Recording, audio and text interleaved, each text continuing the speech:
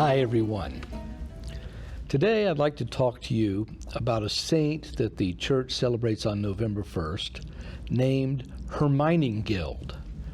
Now this might sound a little strange to most of you, as indeed it does to me, but Herminingild was actually a Goth, a tribe of people who had conquered most of Spain during the late 500s. Now the Goths, or Visigoths as they're known, were all Arian in faith, meaning that they were of the opinion that there was a time when our Lord Jesus Christ did not exist in his divinity. This heresy, of course, had wreaked all kinds of havoc all over the Roman world at the time, but it especially hit Spain very hard. Now, Herminingild, he had a father named King Leuwengild. Now, Leuwengild was someone who was very obstinate in his opinions and maintained Arianism quite strictly. Herminingild, however, had come through sources that we're not sure of, because St. Gregory the Great speaks of this, to a knowledge of the true faith and converted to orthodoxy.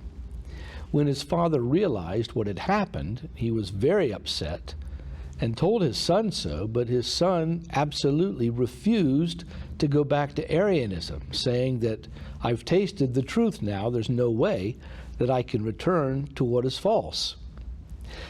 King Leuwengild was very upset and cast his son into prison and put manacles on his hands and feet and left him there for quite a long time. Finally, on the eve before Pascha, he sent one of the Arian bishops to Herminingild to try and convert him back to Arianism. But Herminingild was not having any of it, and he told the Arian bishop in so many terms that, no, you are wrong, you are a heretic, and there's no way I'm coming back to your faith.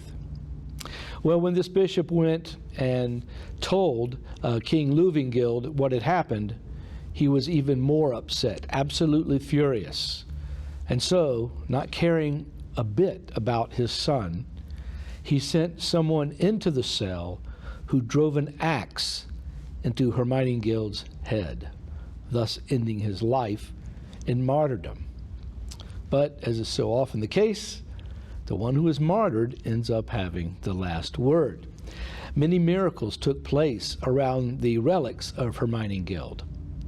There were chanting of psalms that were heard around his relics at night. The smell of incense, the burning of candles was seen, and many people came to venerate his relics.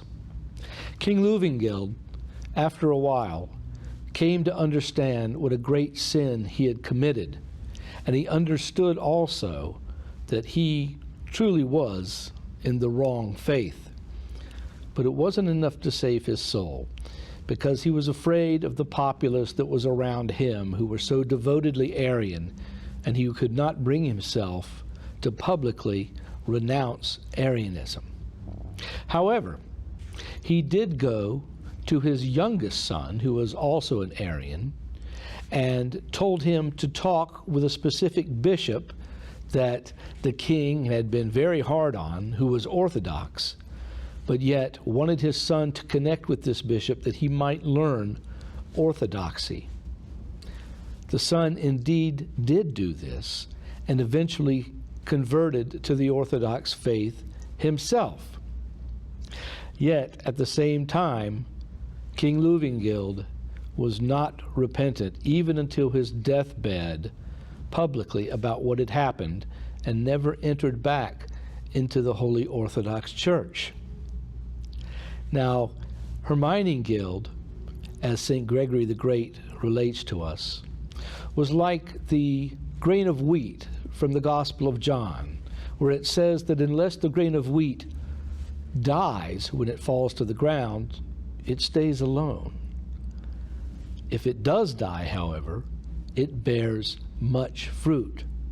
And so in the midst of all of this kingly corruption and the admixture of orthodoxy with Arianism and the confusion among the peoples, it ended up being one man, Herminingild, the king's son, who did die, and because of that, a great harvest was reaped among the Arians back to the true Orthodox faith.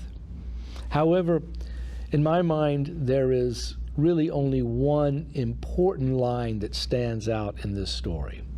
While Herminingild was in prison at that time, he came to realize through a series of elevating spiritual experiences and great growth and progress in his love towards God, that anything, absolutely anything, that can be taken from a person is not worth sacrificing yourself for.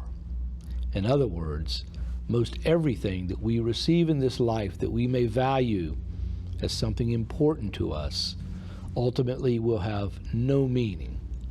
Only our relationship with Jesus Christ in his true faith is going to be enough to pull us into that heavenly kingdom. Let's remind ourselves, when we think on November 1st of Herminingild, how important it is to come to the realization that the Lord, in the end, is all that we have and certainly all that we need.